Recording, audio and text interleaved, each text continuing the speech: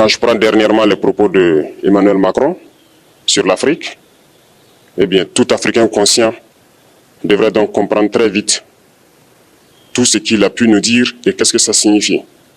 Le général Tchiani a dit il n'y a pas longtemps du changement donc de tactique ou de stratégie des forces françaises en Afrique, et je pense qu'il est venu le confirmer.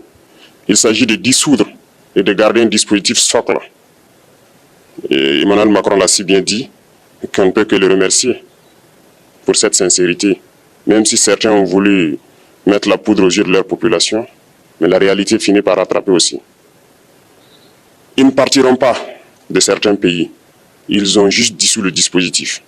Vous ne les verrez plus dans des bases, mais dans les ambassades, ils seront là. Ils vont constituer des sociétés de sécurité pour sécuriser leurs sociétés qui existent dans ces pays-là. Mais les soldats seront là, mais vous ne les verrez plus en tenue ou rassemblés dans des bases. C'est tout ce que ça veut dire. Ils vont se réorganiser, mais seront là. Il a parlé de politesse vis-à-vis de certains chefs d'État en leur donnant la primauté d'annoncer donc la rupture ou le départ des forces françaises. Ça nous importe peu, on peut dire, mais tout ce que nous savons, c'est que si vous voulez une rupture avec ces forces impérialistes, c'est simple, on dénonce les accords. Tout commence par là-bas. Et je pense que l'exemple du Tchad, en tout cas, est palpable. Ils ont commencé par dénoncer les accords. Sinon, si on ne dénonce pas les accords, juste dire que les bases quittent, on n'a rien fait. Parce que le problème se trouve dans les accords coloniaux de défense qui ont été signés depuis l'indépendance. Le plus dangereux n'est pas ceux-là que vous voyez dans les bases. Le plus dangereux, ce sont les conseillers militaires. Les conseillers militaires existent dans tous ces pays. Ils ont existé au Burkina aussi jusqu'en fin 2022, jusqu'à ce que nous prenions nos responsabilités. Et qui sont ces conseillers militaires? C'est ceux-là qui sont censés mettre en pratique la politique de la France ici. Ils doivent travailler à rendre nos armées très faibles pour que la France puisse toujours avoir l'argument d'exister ici. Sous Blaise Compaoré, ils avaient réussi. Nos sentinelles prenaient donc la garde avec des bâtons. C'est ça que la France veut de nos armées. Lorsque nous arrivons à cette étape, nous n'avons pas le choix que de vouloir qu'ils viennent s'installer. Mais l'armée burkinabé a réussi à un moment donné à se débarrasser des conseillers militaires. Malheureusement, je pense qu'en 2019, après l'opération Otapoano, où ces Français ont vu que l'armée burkinabé a encore une capacité de réagir au terrorisme, ils ont appelé le chef d'état-major en France, ils l'ont instruit de reprendre les conseillers militaires dans toute la structure. Eh bien, il n'a pas accepté, mais au retour au pays, les politiques l'ont instruit d'accepter les conseillers militaires. Et c'est là que les conseillers militaires sont revenus dans l'armée burkinabé en 2019. Avec toutes les conséquences qu'on connaît, l'armée était en train de disparaître dans les années 2020-2021.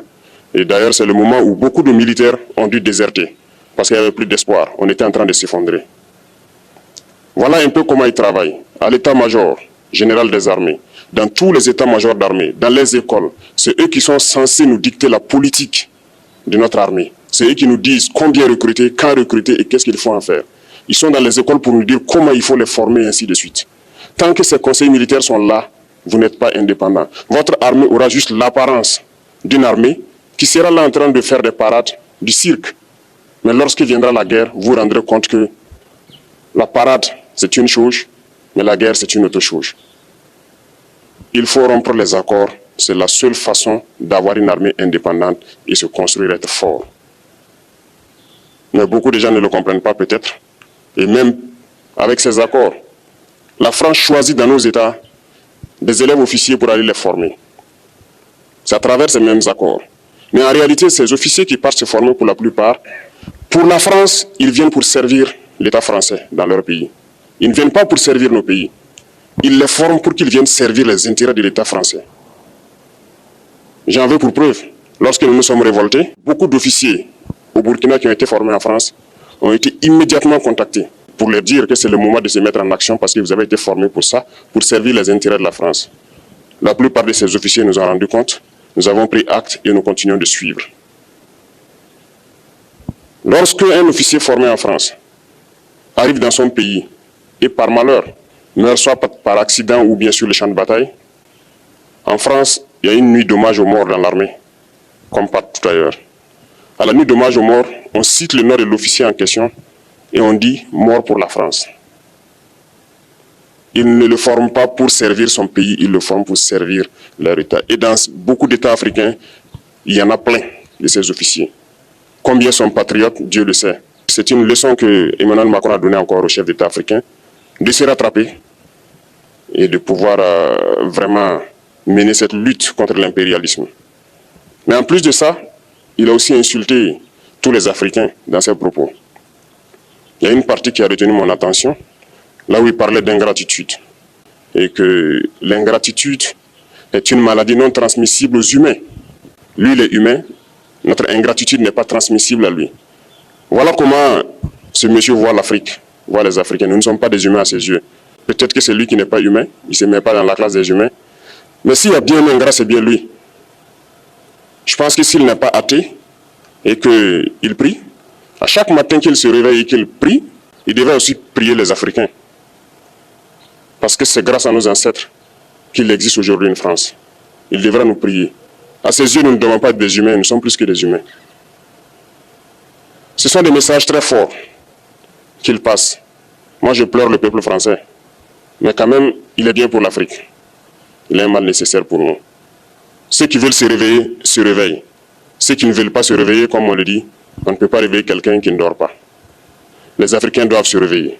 Nous devons travailler à être indépendants, à faire au moins ce que nos peuples connaissent le bonheur. Et la lutte contre l'impérialisme, c'est ça. Il faut décoloniser les mentalités, prendre en compte toutes ces données-là, parce que le monde nous donne tellement d'exemples à voir. Pour eux, il n'y a pas de morale. Ils peuvent vous désigner aujourd'hui terroriste, mais demain, vous êtes un héros, par leur simple bouche. Ils décident de ce qu'ils font. Ils parlent de démocratie, mais ils se font eux-mêmes des coups d'État constitutionnels entre eux. Ils parlent des droits de l'homme, mais ils déciment des populations ailleurs. L'Africain doit se réveiller, l'Afrique doit se réveiller.